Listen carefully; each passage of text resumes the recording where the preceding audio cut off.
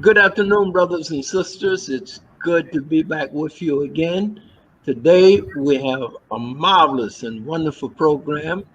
We're going to be interviewing Dr. Rupert Lewis.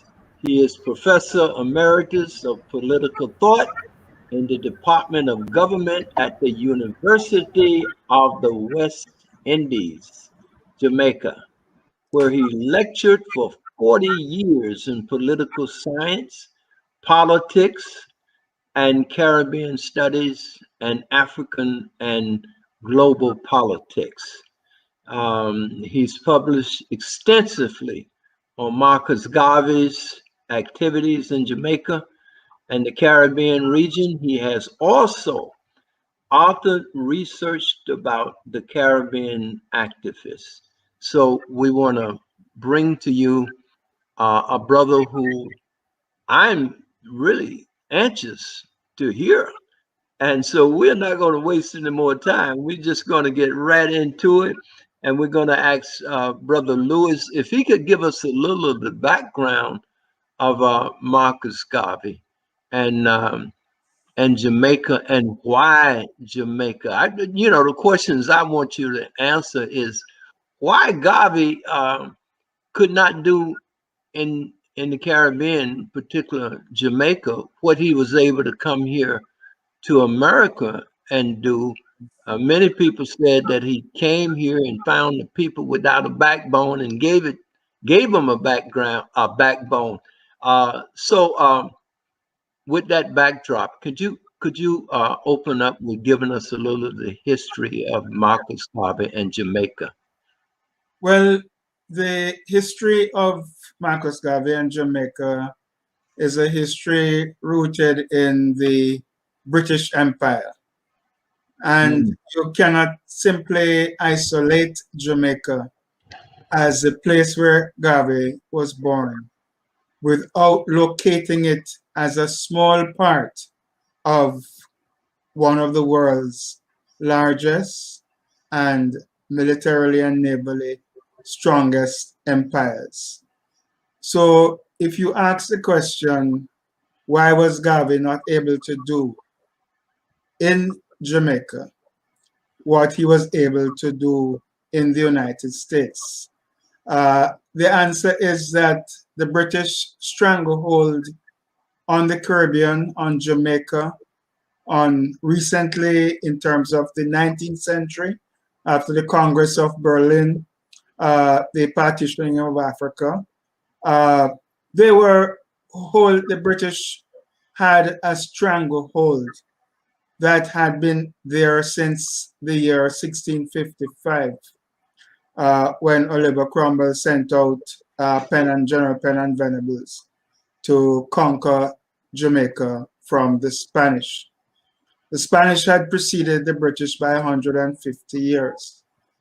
The enslavement of the people of the Caribbean and in Jamaica had ended in Garvey's grandfather's lifetime. And his father was born not long after. So Jamaica, as a slave plantation colony, was still a plantation system in 1887 when Garvey was born. Being a colony, the United States had been a colony, had fought and had become independent. Notwithstanding the severe racial restrictions, there were more prospects given the development of American capitalism for Blacks in the United States and in the areas where American capital was located, such as the Panama Canal, which, when it was completed at the beginning of the 20th century, was the largest infrastructure program that had taken place in linking these two oceans, the Atlantic and Pacific, and facilitating trade from the east to the west. So a small island has limited potential under colonialism. A large country, notwithstanding its racial system, the capitalist order in the United States meant that there was a greater level of industrial development. And industrial development is always accompanied by a range of cultural institutions. Granted, these were literally excluded Black people. But African Americans had fought, as you very well know, for their place. And the period of Reconstruction had a big impact on Blacks elsewhere in the world. And even the period after Reconstruction, the struggles of people like Booker T. Washington at Tuskegee had an enormous impact. And there is something about Tuskegee that impacted a lot of people in the Caribbean because of the idea of up from slavery. And people were aware that how Booker T. Washington presented himself in the South does not necessarily reflect all that was happening at Tuskegee among Black people. And there's a distinction that needs to be made, which was being made by people who had Jamaicans and others who had studied at Tuskegee. So I'm putting a situation to you in answering your question. Why couldn't he do what he did in the United States? African Americans were prepared for the reception of Garvey. Garvey saw possibilities that could not have existed anywhere else in where Black people were. And this had to do with the access to capital, with industrial capitalism, with how it had developed, with migration. That was very important. As we all know, the migration of African Americans to the East Coast, to the Midwest, to the West Coast, and so on. An entire movement of population that was to transform and feed into the social movements of which Garvey was, the government was certainly a very important one. But there's another factor. When Garvey started the UNI in Kingston in Jamaica, it was on the eve of the First World War. And he had to be very careful because British jingoism and the call on the Black people to be patriotic to Britain in this coming war constrained Garvey in how he articulated his vision. When he went to the United States between 1916 and 1918, that war, which involved over 2 to 3 million Blacks in Senegal, in different parts of Africa. Blacks were being deployed by the British, by the French, by the Germans. The deployment of African Americans created a situation in which Garvey was able to say, you guys are prepared to lay down your lives for white people, for their democratic liberties. Why not do this for your own people? And the soldiers who returned were extraordinarily receptive to that vision in the Caribbean and the United States. The war and the killing of some 40 million people created a new political situation globally, in which the repartitioning of parts of Africa, certainly the seizure of the German colonies, Togo, Cameroon, Tanzania, Namibia, all of those countries were up for mandate, new mandate ownership, since they had been former German colonies that had been defeated. And what Garvey tried to do at that time is to begin global international relations, trying to negotiate at the Paris Peace Conference in 1919.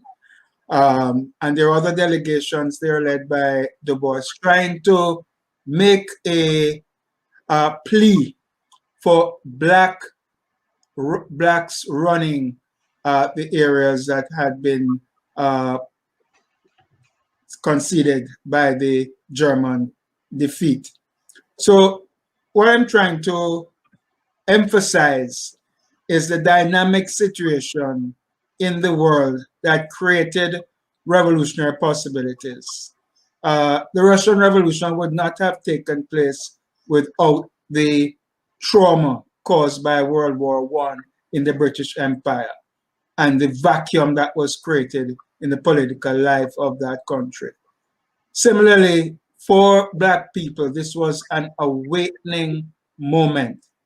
And even if Garvey was in Jamaica in 1918, 1919, he could not have done what he did in New York and in his travels through 38 of the American states, organizing people, developing a program, developing businesses, developing the Black Star Line, and so on, because the conditions in the United States were propitious towards his initiative. Thank you. Let me ask you. Garvey was a tremendous organizer and visionary, really. And today, our people find themselves in a similar situation in that we are under tremendous pressure to either develop along the lines of Marcus Garvey or perish. But I'd like to get your input and your thoughts on this parallel that I'm drawing, even though, you know, Marcus Garvey's initial development, his contact with Booker T and so forth here in America, we still are in about the same position that we was in when Marcus Garvey came here, and it was only by hard work and organizing and building really the foundation which would feed us and draw us back to a relationship with Africa. Uh, can you speak on that parallel with us today and what Garvey came here and saw? And, you know, without the hard work, the vision, the planning, because sometimes we seem to think things are going to happen and we can just leave it to the white man and he's going to take care of us. Yeah. Can you draw that parallel between today and then? Yeah, 100 years. I don't think we are in a worse position 100 years now when you compare 2021 with 1921. Okay. I don't think we are. I think it would be an error to equate the two situations. And I give you one example. The only independent states in Africa were Ethiopia, Liberia. And Liberia was a client state of the United States. The only independent state in the Caribbean was Haiti. And Haiti had been invaded by the United States in 1916 and was therefore subject to United States imperialism for over 2 decades. In 2021, there are 55 countries in the African Union. There are 20 countries in the Caribbean community. In 2020, African Americans, and I would stress particularly the militancy of African American women, resulted in the mobilization, Black Lives Matter, the electoral mobilization to defeat Trump and to get the seats in the Senate which have tipped in favor of. We're therefore in a struggle in which the message of Garvey, I think, is even more important now than it was then. And I draw on a particular article which is in Philosophy and Opinions. And the article by Garvey is entitled The Negro's Place in World Reorganization.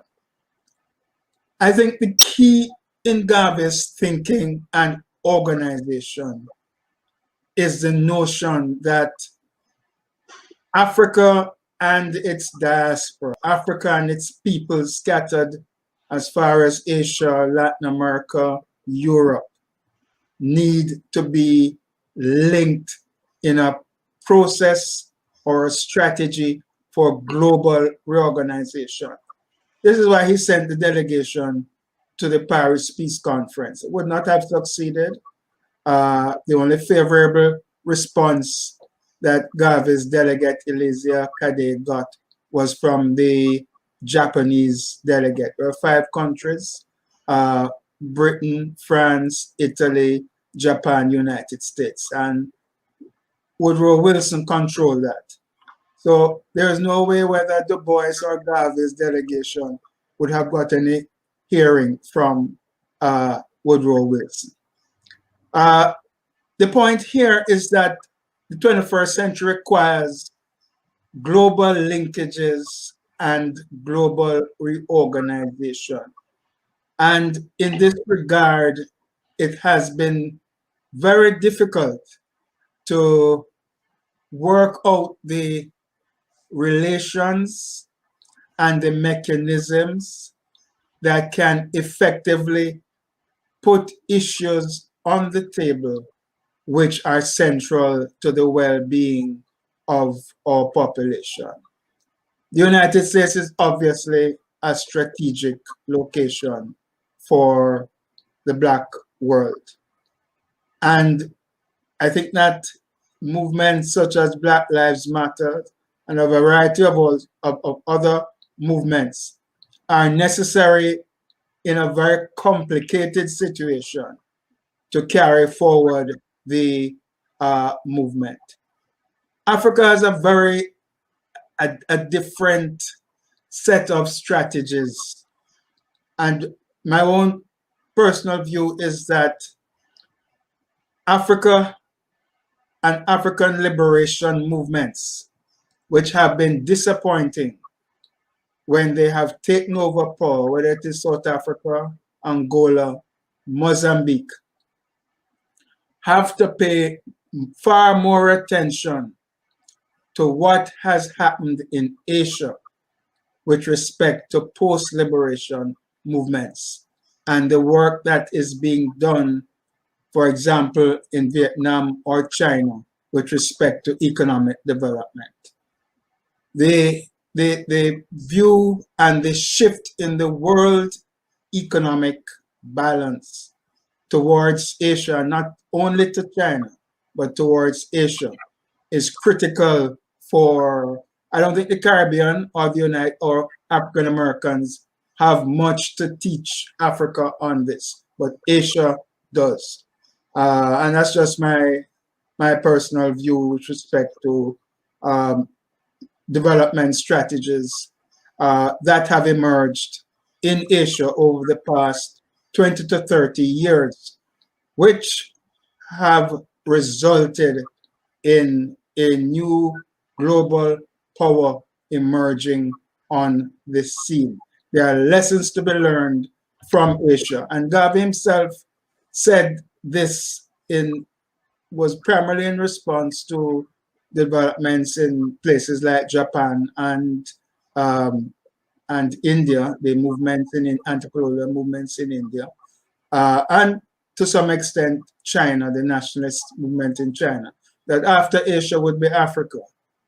The view from the standpoint of Africa that Garvey had was that the movements in Asia were more advanced politically and would emerge later on to be much stronger, and that Africa had to look to those countries, not simply to copy them, but their liberation movements coming out of long wars, as so many movements in Africa have emerged. Similarly in Asia, have that transition to how do you make things work for ordinary people? How do you make education functional for the masses of the population? How do you develop science and technology and apply them to economic and social life? I don't necessarily agree with the political order in China, but Asia and China, preceded by Singapore, have developed ways of economic and social development that require the attention of power holders and the mass of populations on the continent of Africa. I don't think that the West, including the United States, has much to offer in that regard. Dr. Rupert, can I give a pushback on that? Yes. Okay, so the proximity of the United States and the power of the United States to the Caribbean has had a tremendous effect. United States proximity to Asia is way different, right? Britain may have much more, how can I say, proximity to Asia than the United States. Garvey's movement, largely in America, affecting the Caribbean, was under the control of both the British and the Americas, forcefully. Garvey, well, I have to ask you a question. Do you believe that Garvey was an anomaly, or was Garvey a man that was built on other people's ideas, such as his mentor J. Robert Love and Dr. Albert Thorne from Barbados? Is he an anomaly? Do we single out Garvey and forget the people, all the people that built the Garvey, and Garvey was one of our greatest mouthpieces? So I just wanted to push back on that Asia thing, because look, Kwame Nkrumah, he tried to connect with socialist China, communist China. It didn't work too well for Africa. Now China is a pariah, a predator of Africa. So us looking for them has some interesting consequences. So my pushback is it idealistic just to look at Asia, or is it a reality? And then I want to talk. I would like you to talk about whether or not he is an anomaly, or he is a man connected and to his times with great leaders around him and before him. Thank you. Yeah. Well, your question with respect to Garvey is not an anomaly in that sense. He's part of a tradition. He's part of a Black anti-colonial tradition. And you mentioned Dr. Robert Love, the Bahamian, Albert Thorne, Booker T, Du Bois himself, who visited Jamaica in 1912, and Garvey had some things to say with respect to the way Du Bois saw Jamaica in relation to racial relations. He had a very positive view of what he saw, and Garvey told him that you had to look beyond that. So Garvey is part of a movement that preceded him. He's part of an intellectual tradition, but he is the brightest star in that tradition by far. So we're not saying that he is an anomaly in any sense, but he is a quintessential framer of Pan-Africanism. And in that respect, he belongs in a broad tradition that emerges out of the anti-slavery movements, out of 19th century movements. And his father was one who not only read a lot, but had a very determined mind and was also one of the people who was very much in favor of the Morant Bay Rebellion, which the British crushed in 1865, a peasant rebellion in Jamaica, in the eastern part of the island, in which the British killed over 500 people. Haiti was also had a big impact on Garvey. The Haiti and the Haitian revolutionary leaders are all part of what Garvey is drawing on with respect to his movement. Now, the question of Asia is that we're coming out of an anti-colonial tradition. China itself colonized, India colonized, Vietnam, French, American involvement there. And just as in Africa, wars are fought. And Asia has been able to emerge with a variety of political systems. Singapore, small nation state, China, huge nation state, communist. We're not suggesting that we're promoting any single political arrangement for any African state drawn from either Singapore, which is liberal democratic, or China, which is a single party communist state. But what we're saying is that you have to examine the ways in which Asia and countries in Asia with similar colonial experiences have been able to provide health, education, land reform, which is a critical thing for most of Africa. China successfully did that land reform. It may not be, I'm not suggesting it's a model, but these are all issues which liberation movements put on the table from South Africa to Zimbabwe to Kenya, and it has not been done. That it's similar conditions in Asia as in Africa require a greater attention by African countries to the processes and courses of development in countries that similar to them. The model is not Western Europe. The model is not the United States. The Caribbean is a different kettle of fish because the Caribbean is in the American Ocean, and the Caribbean diaspora is very much part of the United States. And that is a different arena of struggle.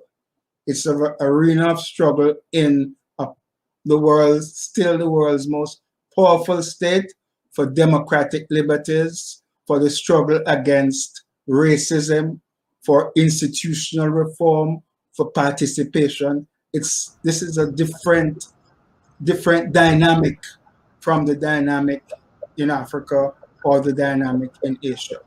So I'm saying Garvey's thing on world reorganization, you look at the world, how it is changing, and you ask yourself, what is our role as Black people in transformation?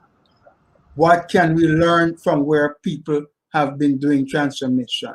What can we learn from our own struggles? So I'm asking, basically sharing this aspect because we now have a better idea of the Garvey movement in Africa, whose structures were different from the structures in the United States or the structures in Panama. I did some work and we had a very interesting webinar with colleagues in Namibia on Garvey's birthday. And the materials of the Garvey newspaper were translated into indigenous languages. The data on that now is now emerging through the intelligence reports of the South Africans and others. The relationship between the Garvey movement, not so much the UNIA, but the relationship between the Garvey movement and the religious communities, the Afro-Christian religious communities, gives us a more complex and diverse picture of the Garvey movement, which has tended to focus on the very powerful United States. But the government was no less significant on the anti-colonial movements, whether it is South Africa, Southwest Africa, the Gold Coast, Nigeria, and the evidence of this is very well documented now in the Robert Hill papers. So there's a different dynamic that's taking place in the Garvey movement in Africa than in the United States. So just to add, if I can add, the Garvey movement was beginning at the same time as, if we want to talk about Asia, and I just want to do it quickly. So in the 1900s, well, you had the ending of the Boxer Rebellion. So Asia was having some problems with Europe. You had the John Hayes open door policy, allowing free trade with Europe and China. And so Asia was going through the same or similar things that Africa was. And just to add the backdrop, while I think that you are correct as we analyze in the past, but at the time of Garvey, these are the things that I noticed that's happening with Asia. So that was what my pushback was.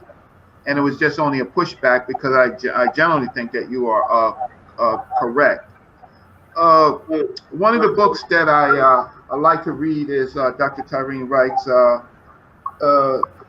Booker T. Washington in Africa, The Making of a Pan-Africanist. And as you know, Garvey looked to Booker T. Washington. And so if you could, can you give us in quick words, what was Garvey's Pan-African movement? If someone did not know, if you could just capsulize, and why was it different than other people's concepts? If you could just summarize that, and I'll stop. And thank you so much, Dr. Robert. Dr. Lewis. But I would say that the distinction is really found in Garvey's capacity to mobilize the mass of people, to articulate a redemption of Africa concept that appeals to people, whether the person is in South Africa, Namibia, New York, Kingston, Havana. That capacity is not only a function of Garvey's genius, but it's a function of migration and change that's taking place at the beginning of the 20th century. So much of Pan-Africanism prior to Garvey had been elite-based. The educated African, the educated African-American, the educated West Indian, responding to the exclusion of racism. But now you have to take these ideas to the people. And I think Garvey's genius is in capacity to link and organize ordinary people at a moment when they were receptive. Because it is not all the time that people are receptive to doctrines of transformation, doctrines of change. But there comes a time when somebody like Garvey can strike a note that is genuinely global, genuinely transnational, genuinely modern. So my focus in responding to your question is, to compare him with Du Bois. Du Bois is an extraordinary intellectual. But as Kwame Nkrumah said, if he had to choose between the two, he would choose Garvey because of his capacity to influence the masses. So, Professor, I have two questions. One, I like to talk to youth, and so I want to make this. I want you to answer some questions that maybe will shed some light or open up the youth's mind.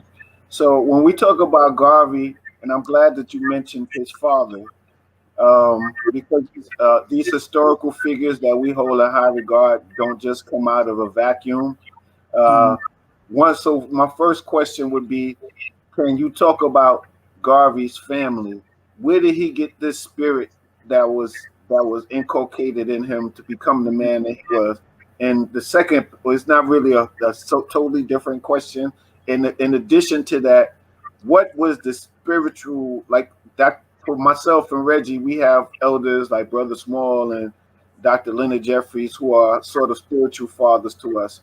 We know that Garvey had a relationship to Muhammad Dusali and Booker T. Washington. Who were some other figures, aside from the ones that were briefly mentioned a few minutes ago, that were influential in Garvey's development, and what was the bond and relationship to him? Mm-hmm. Yes. I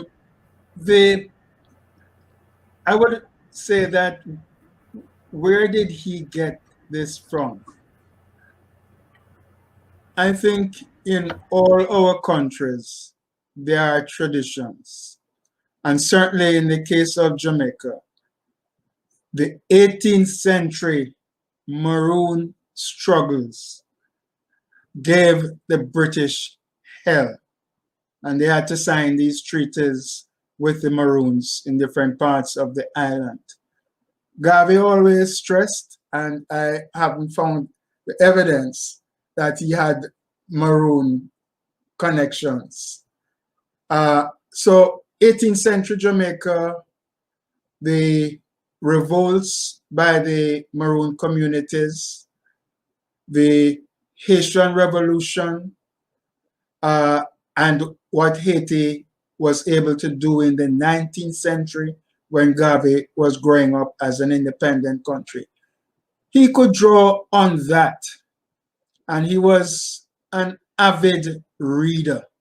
And where he was born was a very important St. Anne's Bay, was on the north coast of Jamaica, and it was also a seaport town with links to Boston, links to Havana, a circulation of ideas there.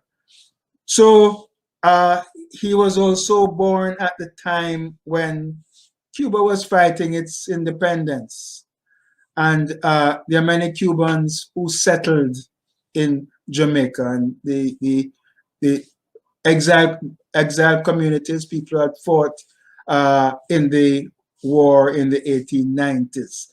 So the atmosphere in the island was one that had, where you had this Caribbean sense of revolt and sense of the system was keeping us down and we had to struggle for it. But I would mention in terms of influence on Garvey, he had a godfather, a certain Mr. Burroughs, in the town of St. Anne's Bay, and was apprenticed to him as a printer. And Garvey, throughout his life, became one who mastered the trade of printing, mastered journalism. I cannot say that the period in London between 1912, 1914, where he registered University of London, did extramural courses, traveled through Europe. The self-education that Garvey put himself through throughout his life, reading, learning. There's a brilliant essay by him in one of the volumes edited by Robert Hill on reading, which young people here have taken up and is extremely important. Because I think it is this attention to education and self-education that makes Garvey the person he was. But you have asked the elders in his time.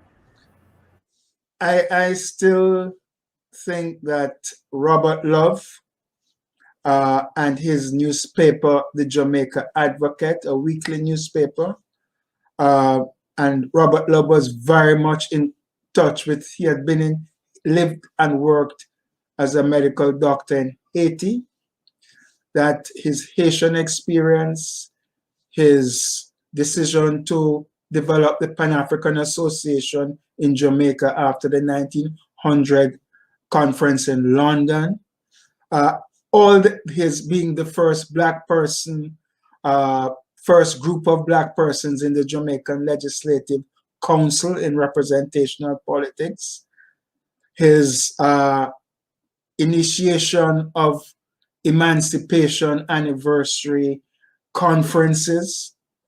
All of these elements are later developed and carried into international organizational structures by Garvey. Garvey was reading at the Advocate newspaper. But I also want to emphasize that Up From Slavery was serialized many times in the Jamaican newspapers, particularly the Black middle class newspapers run by the teachers. And in the teachers' colleges, Booker T. Washington's writings were important. So people went from Jamaica to Tuskegee, as the Jamaican novelist Claude McKay did. And Garvey himself wanted to study Tuskegee because he felt he could apply that. So notwithstanding what has been presented to us about the conservatism of Booker T, don't believe it. There's much more that is happening there inside Tuskegee, which had an impact on Garvey. And so there were these elders, the kindness and of his mother was also a big impact on Garvey, his humanity, his concern for the downtrodden, and his determined to put his life on the line for what he believed in. I think these are qualities which he got from his parents and other relatives. But the African American population and Garvey's interaction with them, notwithstanding all the conflicts and the differences, that population was decisive in shaping Garvey's strategic positions and thinking. No other population at that time in the world could have had that impact and played that role. And it is still a strategic population in the global rearrangements that we have to make. So a big burden lies on your shoulders and our shoulders in the Caribbean, but more so in the United States because of the enormous power that the United States will continue to exercise on the world. So, Professor Lewis, I had a question for you. This is Sinkay Brath. Yes. Yes, I wanted to ask you about not just in terms of Garvey, but just in terms of the Caribbean and University of West Indies in which you're affiliated with? What is some of the other work that you're doing also around? I was told you were doing also some work around Walter Rodney. Yes, I have done, I'm writing a book for these times on Walter Rodney to focus on his activism, which is undergirded by his knowledge of Africa and the Caribbean history, and the moment in which of the 1960s to the 1970s, very important global movement in which he made the ultimate sacrifice in Guyana. So I'm trying to put together for another generation Walter's intellectual and political legacy. I did a lengthy book on that in the 90s, but one now has to rethink in the light of the current situation, how to represent his legacy. And this is part of the University of West Indies Press Caribbean biography series. I did 3 years ago a short biography on Marcus Garvey, meant for students, and I'm now doing one on Walter Rodney. But I'm also involved in Jamaica's National Council on Reparation. And as you know, Vice Chancellor Hilary Beckles has been a leader of the Caribbean Reparations Commission. And I also give support to that work. Professor Lewis, before I go any further, I just want to say also thank you. I didn't say thank you when I initially introduced myself to you. So the question that I have for you, again, because I always like to make sure that this is not heady, that the youth understand it, because our youth are going to be responsible for taking the bridles of our movement and moving it forward.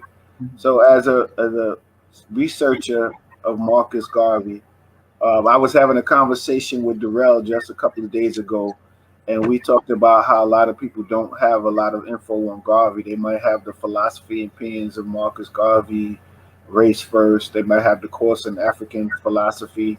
What books would you recommend for young people to read, or what materials and where are the materials if they need to go to look at these materials because they're in archives? Where would you suggest our youth begin or further their search for to understand Marcus Garvey and the UNIA HCL and how to move that forward?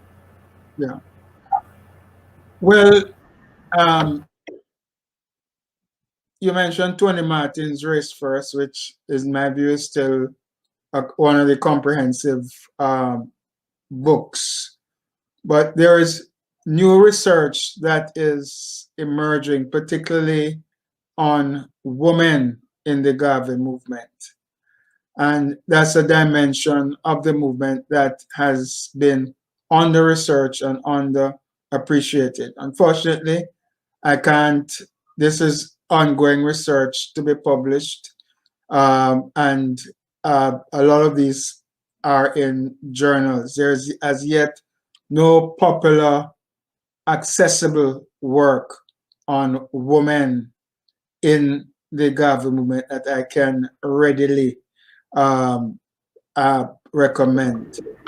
Are they biographies on his wives, Amy Jakes and Amy Ashwood? Do they have any biographies? Yes, but Tony Martin has done a biography of Amy Ashwood. There's a biography of Amy Jakes. The name slips me at the moment, but if you check Amy Jakes' biography, it will be there. But there are other people, other women in the movement. Henrietta Vinton Davis, who is a link between the previous generation and the Garvey generation. Very important. There are other women that are being written on by Dr. Natanya West.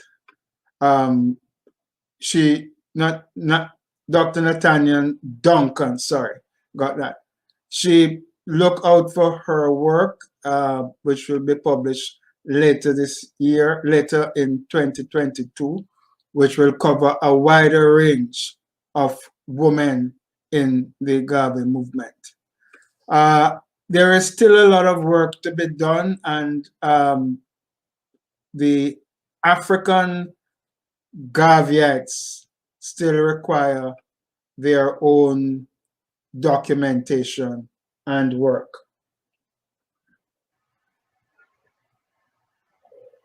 We want to thank you, all of our listeners and brothers and sisters. We want you to go ahead on and subscribe to TransAtlantic Production, and don't forget to hit the bell. We want to thank Brother Rupert Lewis. We are hoping that we can have you back when we can have a more time to continue the program. Brother Charles and Brother Sinclair, we thank you for your participation also. And don't forget Brother Darrell, who is our engineer and takes care of all the things behind the scene. And lastly, we want to thank Brother Jeffrey Perry for connecting us with Brother Rupert Lewis. And we thank him so much. You can see we have had him on the program quite a few times. So again, we want to reach out to him. And don't forget, we want you to subscribe and hit the bell. So to all of our guests. Bobby, you forgot somebody. Who is that? You forgot Brother Reggie. Oh, Brother Reggie, of course. Brother Reggie Mayberry. Thank you, Brother Reggie Mayberry. All right. Thank you very much for having me. I appreciate the opportunity, the questions, and the discussion. And these are open-ended issues which are ongoing with respect to the development of Africa and our people. Final question, Brother Lewis. How do you see Africa emerging at this point? I mean, there are over 100 cities that are on the drawing board that will be built in Africa. Each one of these cities will populate over 1 million people. And somebody got to build those cities. And right now, China and other people are in there doing the infrastructure. African Americans have an opportunity to join, but Africa is emerging, as Brother Garvey pointed out. I mean, we have our role to play. He organized steamships and everything for us to be able to build an economy together, transport our goods and services. And now at this particular time, that door is wide open for us to complete Garvey's dream and vision. Just in closing, can you speak on it? Yeah, the door is wide open, but Africa and its diaspora has to have a strategic vision. China has its own strategic mission in Africa, which cannot be our strategic vision. That's China's. So where is our strategic? How do we forge Africa's strategic vision? How do the 55 countries in the AU, how do we do that?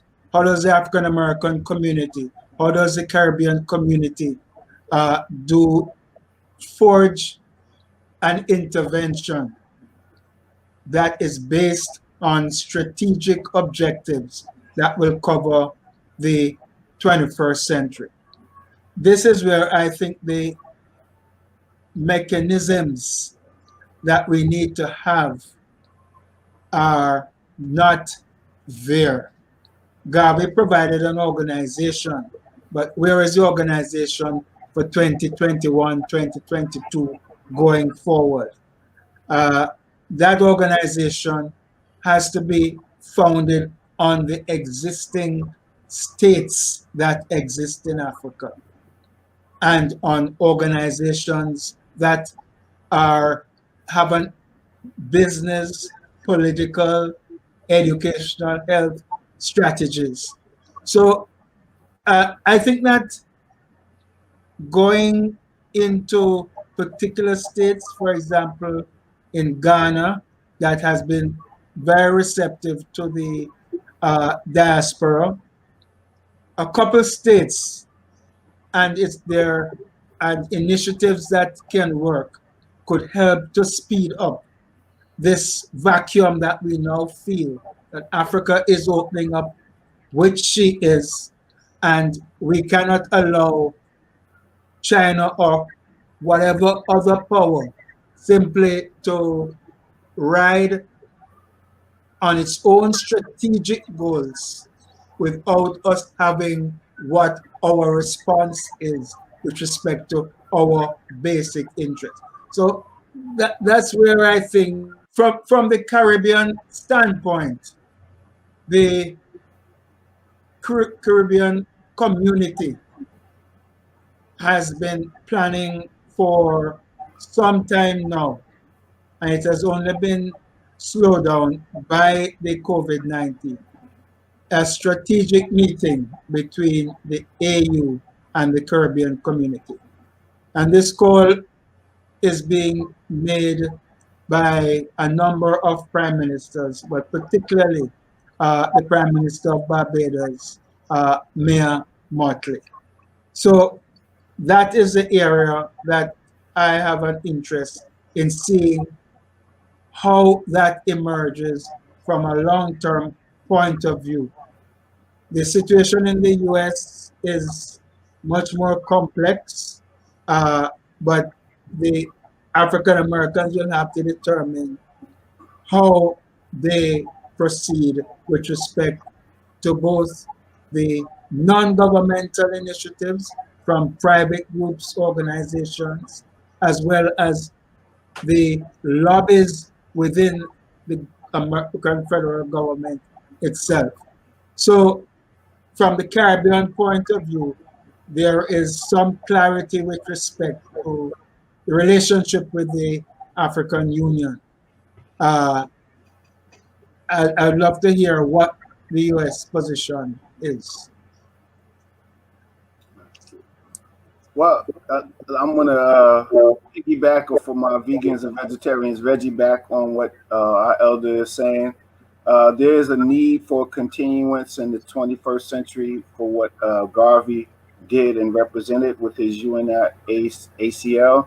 Certainly, the UNIA-ACL is still continuing to this day under the leadership of Michael Duncan, who's doing great work here and in Liberia and other places on the African continent.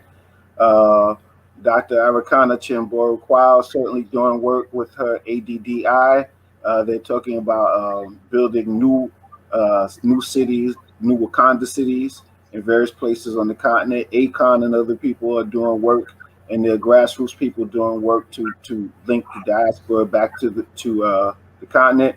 But one of the most visionary things that I see, which is why I've become the deputy chairperson of the New York State Coordinating Committee, is the Pan-African Federalist Movement. And so I just wanted to take this opportunity, because the New York State Coordinating Committee of the Pan-African Federalist Movement is having an African Youth Town Hall here in Brooklyn on Sunday. So I'm just going to share the flyer as I talk. The Pan-African Federalist Movement was formed in 2018 officially in Ghana after conversations of Africans from the continent and in the diaspora of how do we move our wish for Africa to be united in the vision of Garvey as one government. And so the Pan-African Federalist Movement is Give me a second.